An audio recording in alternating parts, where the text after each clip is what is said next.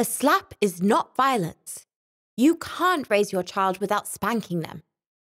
My parents used to beat me, and I grew up to be a decent person. If you don't hit them, they won't understand. Everyone has a different opinion on how to raise their children. The arguments just stated are usually shamelessly uttered by people over 50, i.e., our parents and elders who were raised in this manner. So what is wrong about hitting your child?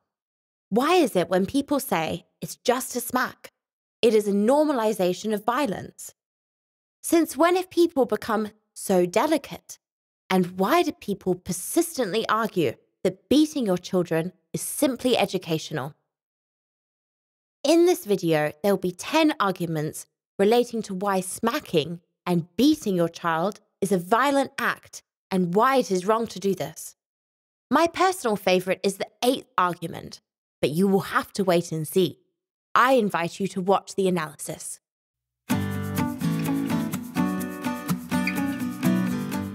Hi, my name is Sophie, and you are watching Practical Parenting, a YouTube channel established to inspire you and become a better parent by promoting intimacy parenting and a non-violent upbringing. Once a week, you will find an animation on an interesting educational topic. If you are interested in these matters, subscribe to our channel. Today, I will raise a very important topic about the implementation of violent punishment to children.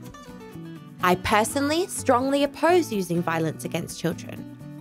This is not only because I have a pacifist approach and hold a lot of empathy, but nowadays, scientific and psychological studies give us rational arguments against such practices. Therefore, this is not only an emotional argument, it is backed up by solid research exploring this topic. Everyone has a different opinion on this subject, but it is worth having an informed opinion on how children have long-term effects due to these behaviours. Let's therefore take a look at the theories supported by modern psychological studies and not advice given to you by your great-grandfather who did not spare his belt. His stories will have nothing to do with the extensive research provided for you today. Spanking should not be used as a quick resolution to control your child. If you are someone who defends spanking, please keep in mind that this is a quick but lazy and morally questionable method to discipline your child. It is important to take care of your child. Don't look for excuses, look for answers. Please take a moment to try and understand these arguments against the practice. Read the research and think about who you are deceiving by pretending that spanking is different to hitting. Because you can't fool a child, and there's always time to change your practices. Argument 1. Let's talk about definitions. People try to argue that it's just a spank, like it's its own other category rather than beating. For example, that it is educational, that it reprimands instruction, encourages reflection. Do you hear how ridiculous that sounds? No, spanking is not some special educational category. It is an onomatopoeia, which is to describe a smack with an open hand on bare skin. Spanking is another word to describe beating, not an educational category. For those arguing that this is just a smack, not beating, I have some key questions for you. When does the smack end and the beating start? How do you differentiate the amount of force you use to smack and to beat? How does a slap on the buttocks trigger the child's self-reflection mechanism? Does the child perceive this as a lesson? As you can see, the questions are a bit mischievous, but this simple procedure reveals the weakness of the arguments of people who use the phrase, "It is just spanking," creating a new concept and category. Spanking is another word for beating, light or weak, it doesn't matter, and still a hit with all its consequences. Argument 2, preventative use of force. It is evident in discussions anywhere that people will go from one extreme to another extreme. Let's take a look at them. Some will say it is absurd that it is no longer possible to use force against a child. In any case, even if he hits me or his wife when he starts to pull the dog by the tail, offends his mother-in-law, or does something similarly unfavorable. The opposing party will say, no, you can't. You always have to talk to your child no matter what the situation. In fact, these extremes on both sides of the scale are not necessarily meaningful arguments. This is because they highlight a certain exception, not a rule. Therefore, if it is a rule to not hit children, can you use force against them? Of course this is possible, but here is the context, and this is a key one. You can use force against the child only if it will save them from harm or even loss of life. This means you can grab them tightly as they start running out onto the street. This means that you can push them away so they don't fall under a rushing cyclist. If something is stuck in their throat and they are choking, you can hit them on the back to help it release. You can grab them when they fall deep into water. You can even hold them down strongly if they've become hysterical and start to endanger themselves, for example, by destroying their surroundings, running blindly, or hitting other people. The context is important here. It can be used as prevention against the child from harming themselves or the environment. You are the parent. You must take care of the child's safety, as the child does not have as much self-control or reflection as you do. However, anyone who extends the definition of preemptive strike to say that they will preemptively hit a child so they will not do the same next time, this is abusing and simply rationalizing the violence. Why do I think this? We will carry on to the next argument. Argument number 3. Slapping or beating is not education and it never will be. Hitting doesn't teach anyone anything. This is a fact. Although, in a way, it shows children that violence is acceptable, therefore not communicating anything good. There is one beneficial effect of beating, which defenders of spanking often refer to during the discussion. They say, when I smacked the child did what I wanted and calmed down. What they are not realizing is that this is the effect of intimidation. The child does what the parent expects, not because they have learnt the lesson or that they have matured. It is because they were afraid of another spanking. Such upbringing through fear causes the child to not only lie to avoid another beating, but they also lose confidence in their guardian. This will not help the relationship between the child and their parent, as trust is the basis of a good and healthy relationship. A smack doesn't teach you anything. Spanking causes fear and humiliates whoever it is aimed at. A smack is also not a persuasive force. Now think about it. When you disagree with your wife, would you hit her to convince her of your point? If your boss is unfair, would you punch him in the face to make sure he apologizes to you? Would you hit a man on the street because he hit you first? Would you push an old woman who forcibly pushes herself onto a bus? No? Why? These examples can relate to situations with your children. Would you hit your child if they broke a glass or poured water on the floor? Would you hit the other person because they didn't do the right thing for you? Do you think this is okay? How is a young child different from an adult? Mass, intellect, emotionality. Therefore, it is easier for you to commit such an act on a person 3 times lighter and emotionally immature than you. Why? Because it is easier opposed to your wife who can retaliate? It's just a slap. I know someone who has a child received the so-called spanking method when she addressed her mother in a disrespectful way or was disobedient.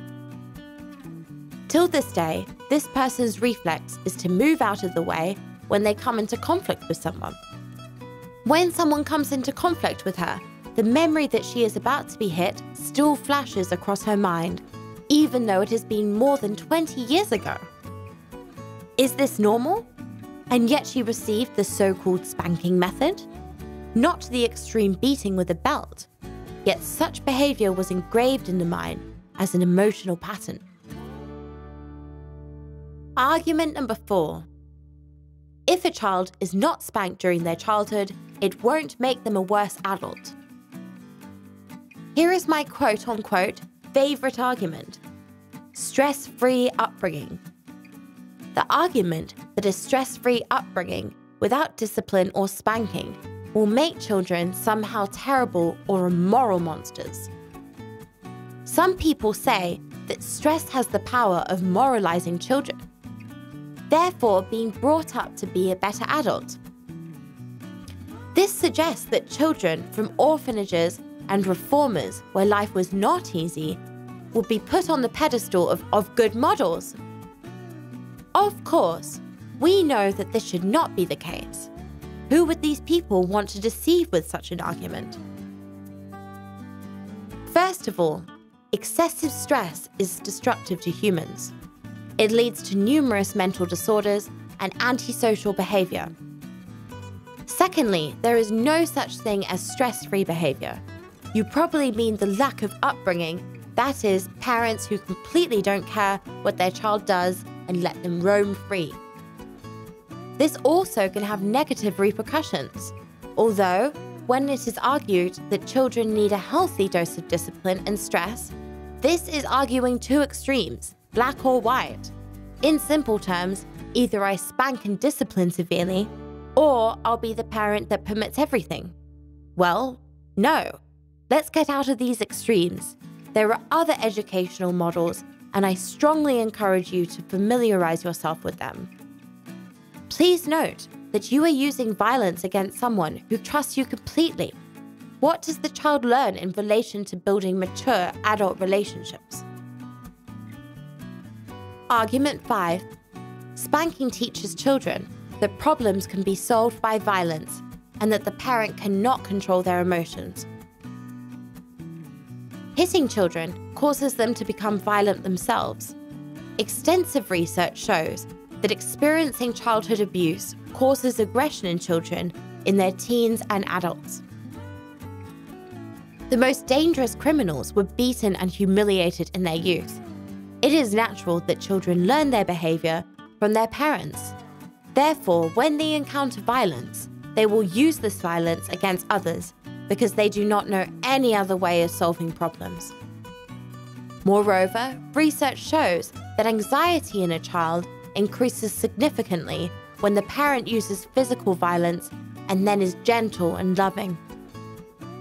When a child experiences violence as well as tender behavior, the child strongly modifies their behavior in order to receive and experience gentleness.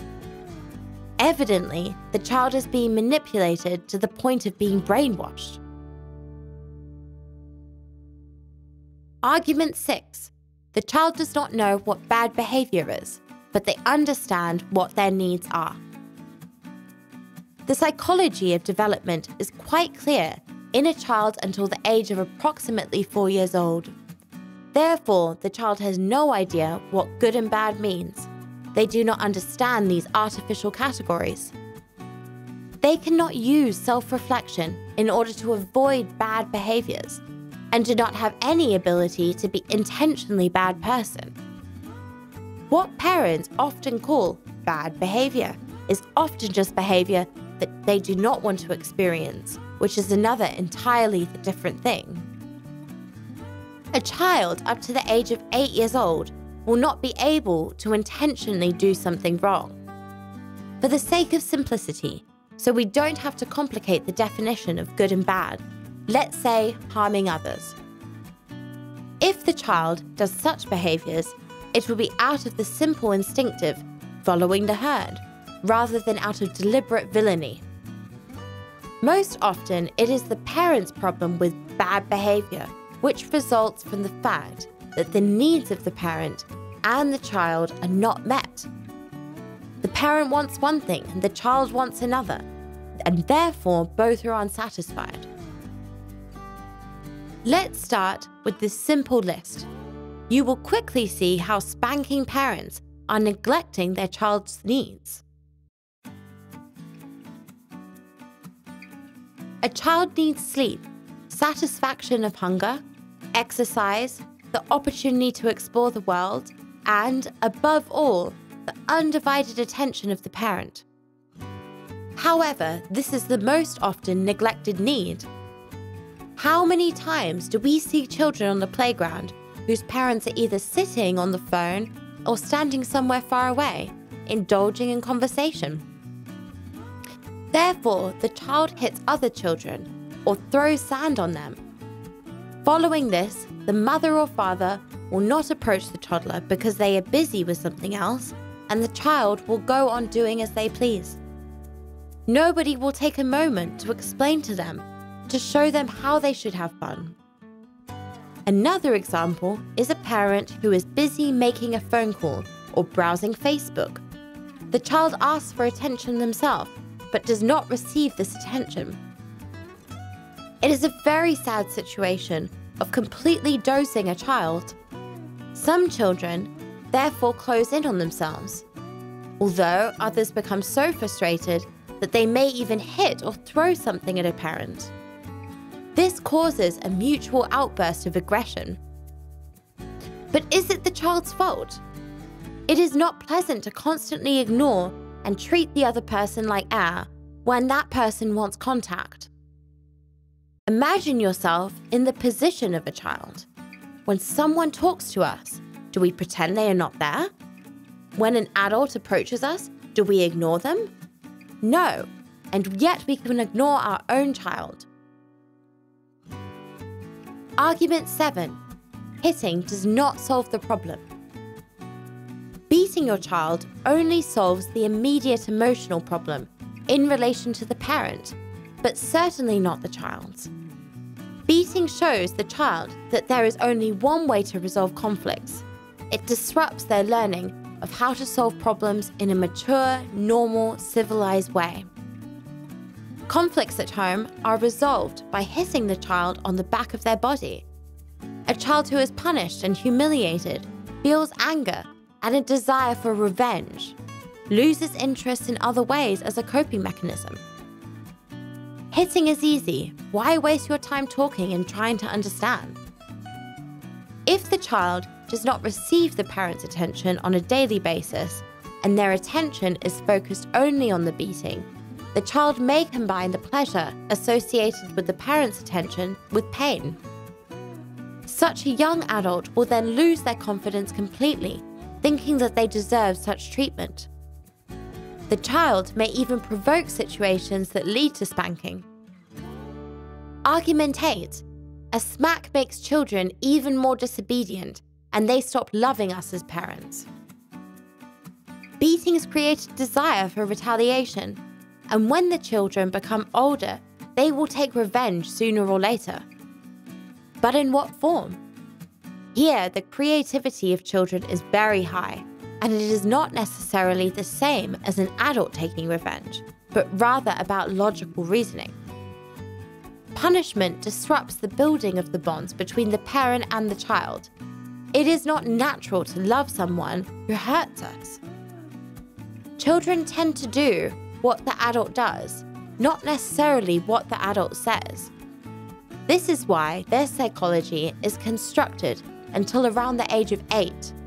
Imitate first, then understand. Real cooperation and respect for the other person must be built on the basis of understanding and empathy. Punishment may seem effective, but it works only on the principle of intimidation, and for a short time span. The child may behave well, but only because he or she is afraid, not because they respect their parents. What's even worse is though the parent may try very hard and cares for the child, the beatings may result in the child not receiving the proper respect from the adult. Only cooperation based on mutual understanding and respect will lead to such behavior in the future. Of course, one of the most popular arguments in the discussion among the supporters of spanking is that after 20 or 30 years, they respect their parents very much and thank them for all the spanks. Thanks to which they have grown into very good people, talented, and no one knows what would have happened if this form of discipline did not occur in their childhood. This, of course, is a handicapped way of looking for a cause and effect relationship where there is none. You may respect that your parents have helped you grow up to be a decent person, in your opinion, of course, but it may not necessarily be because of the spanking and strict parenting methods. For every gifted person like you, there are several dozen people disadvantaged socially by abusive parents who cannot cope in life or relationships. You may be the exception, although you most likely will fall under Argument 9. Argument 9. Hitting gives birth to trauma. All hidden and suffocated traumas can cause a lot of trouble in adulthood, especially with maintaining relationships. Untreated emotional problems may evoke completely unexpected social reactions in a person who denies the psychological damage of an abusive upbringing. For example, explosiveness, unpredictability, conflict, hidden anger, and emotional liability. Ask yourself if you want your child to have a future full of social anxiety by impairing their ability to build a relationship based on trust. You don't have to wait until the proverbial 30s for an outbreak of various childhood traumas. The stress of corporal punishment when not finding a safe outlet may be the cause of later outbursts of aggression. This will recur at an age where the child is able to do so or feels as if they can do so. As this aggression has been building up for many years and not previously expressed, the parents are left shocked with this outburst. This is because the child has always been polite to their parents, although they were being polite due to intimidation, not necessarily a genuine understanding of the problem. Such apparent and good behavior results in problems which the parents and society will pay for in the future as the child enters adolescence and early adulthood. Argument 10. A beaten child can reinforce antisocial attitudes. Hitting a child shows him or her that you are able to beat smaller and weaker than yourself. Therefore, this leads the child to come to the conclusion that if a person is smaller than them, they can hit them. As a child grows up, they may feel less compassion for people who are worse off than them, and fear those who are stronger. This disrupts the building of valuable relationships, which lead to a happy life. In fact, one of the characteristics of neighborhood thugs is a complete lack of respect for social rules and feeling only respect for physical force, be it at the police or other thugs in large groups. This is the only social measure that a neighborhood thug has respect for. Here's a bonus argument, number 11. Just like a child is a human being, a spank is another way of saying beating. It is not a different conceptual category, it is just a different term for one thing. This human has their own needs, aspirations, and when they are bigger, they have dreams, emotions, beliefs, fears, and joys. The concept of a child is not a strange thing and is not separate to being human. The parents are not the owners, but merely the guardians of this little human. They are caregivers, not only from the point of view of biology, but also formal and legal. We have established that a child is a human being. I know this is a cliche, but it seems to me like many people do not catch this, and then they realize that it is a human being. They have the same rights as you to their privacy, intimacy, and most importantly, legally protected bodily integrity. The fact that you feel angry with the child means that another human being is growing up next to you with separate needs and aspirations. You don't have much choice, but you have to accept it as a responsible guardian. Therefore, educate your child based on mutual understanding, respect, and love. This is the only way to build the right models and internal values. Do not force your child to pretend good behavior, which is an actual fact based on fear. Do yourself a favor. Use your fully grown adult brain and learn about smart and non-violent ways to help your child to work with you and not against you. Wishing you lots of parental love and close relationships with your loved ones. I thank you for your attention and invite you to discover Practical Parenthood. If you are not yet one of our subscribers of the channel Practical Parenting, please click the subscribe button and wait for our next animation.